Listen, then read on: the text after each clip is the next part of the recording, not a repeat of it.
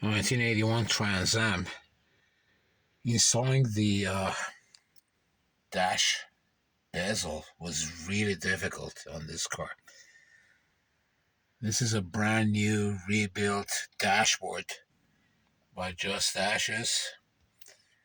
The problem is when they rebuilt these dashes, they probably don't allow much room for this bezel to go in. And I had to grease all the edges of this bezel to make it go in, and even then it was difficult to get it done. It required a lot of effort. You can see here also it doesn't sit flush. There's some gap, while on the other side there isn't any.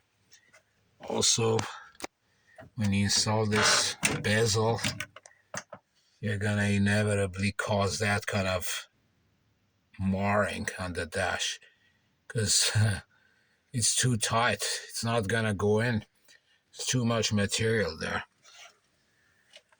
Also, the holes for this bezel, there's 1, 2, and 3, are not pre-drilled. So you're gonna have to install the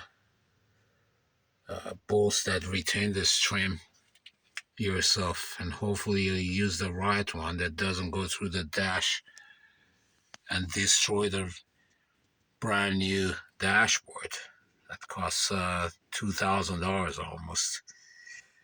Yeah, so there were these difficulties. It wasn't easy, and it requires some twisting and turning and greasing for this to go in. In fact, it was so tight that this black gasket around the bezel in that corner actually popped out, and I had to put it back in.